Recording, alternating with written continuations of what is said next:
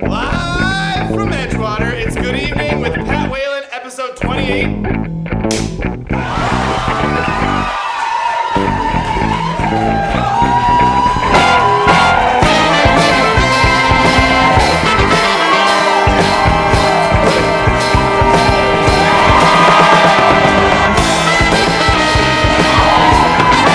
Good evening, welcome to Good Evening with Pat Whalen. Now Pat Whalen. How you guys doing tonight? That's right. You know, that's actually what I say to people when they come up to me on the street. They say, "Hey, Pat, how are you?" And I go, "Yeah!" Because that's how I feel, and that's how you feel, and that's why you made that noise. And I really want to thank you all for being here tonight. This is episode 28. We are live on Facebook. Hey, Mark Zucks. Call me, dude. Answer my messages. I see when you're on there. Active for 15 years. We see you, dude. Call me, man. Thanks again for being here. I thank you twice now. And there'll probably be many more, but it's just gratitude, okay? You can show your gratitude to me. I mean, well, let's not get ahead of ourselves, but you can by using the hashtag #BestEveningEver and putting that on, LinkedIn, Friendster, just all the basics, okay? And as Will mentioned, we do have prizes to give away, and if you'd like some of those prizes, I highly recommend using the hashtag. I'm just saying, it's not rigged, but we do have a system. We have rules here.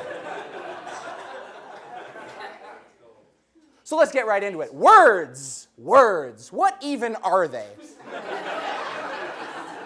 Well, we're going to get to that. We have a fantastic lineup to get into, what exactly that is. I haven't really done any research, and that's why I've asked these very smart and talented people to join me. But first, a little bit of the news, if you will. Despite widespread allegations of foul play by Chicago's Board of Ethics Committee, but what do they know, right?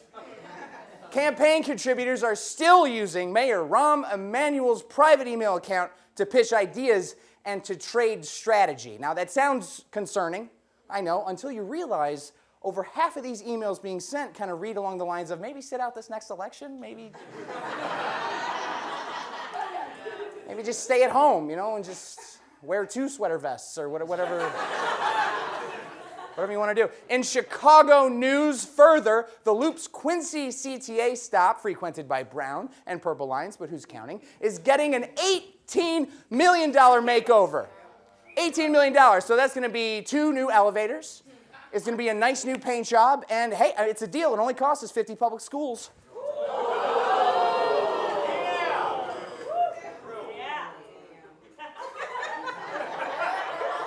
Is it hot in here, or is it just Rahm? Okay.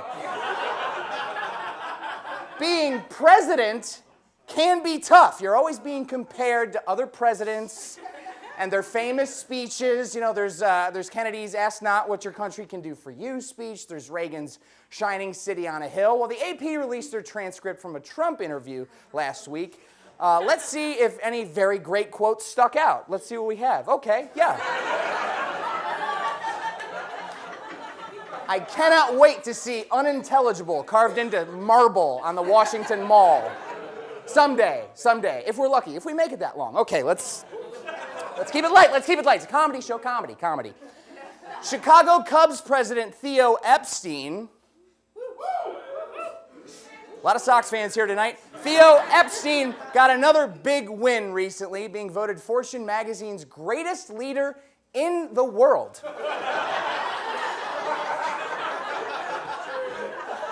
This is true. Can you believe it? This guy beat out Germany's Angela Merkel. He beat China's Xi Jinping, and he, not so surprisingly, beat a burlap sack full of diabetes and rage.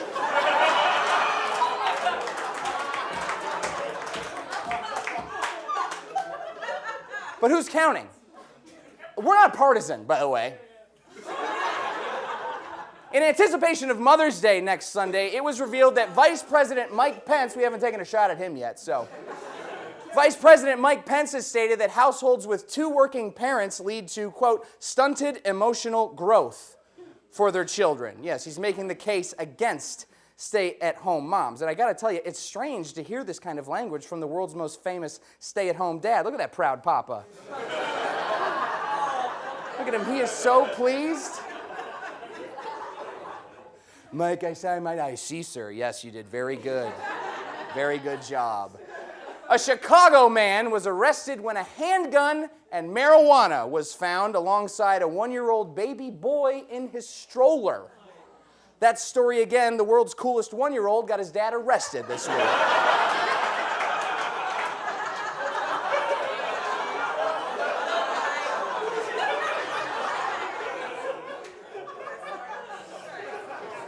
What's this baby doing in my gun stroller?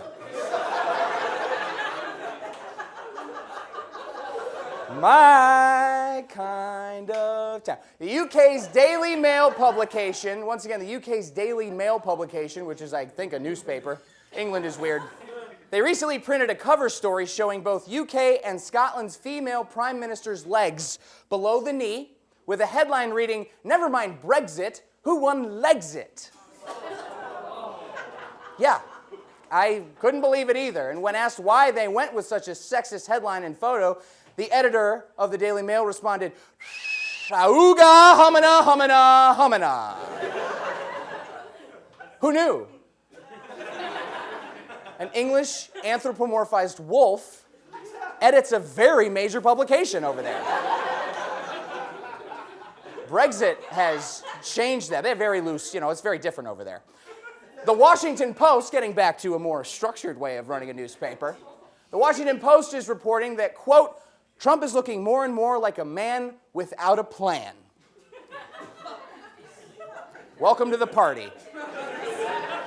The paper also recently debuted a new tagline you may have heard about for these troubled times. The Washington Post, the hottest takes from early 2015.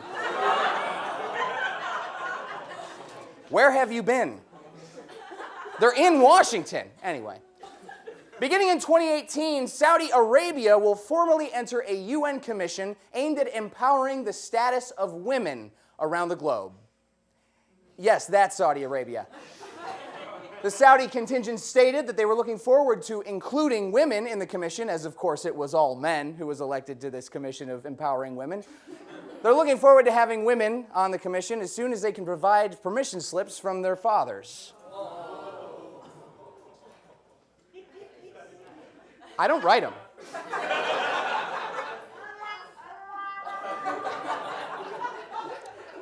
Comedy show. An Israeli city removed Smurfette from the Smurf movie posters in an effort to avoid, quote, inciting feelings amongst men in the town.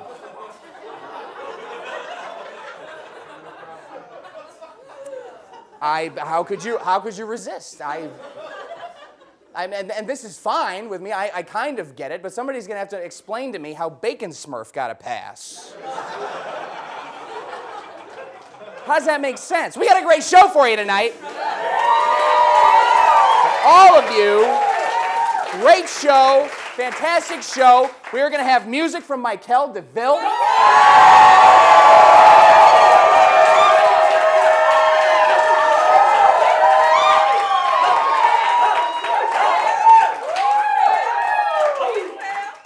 Not bad, not bad. Comedy from Megan Dirty.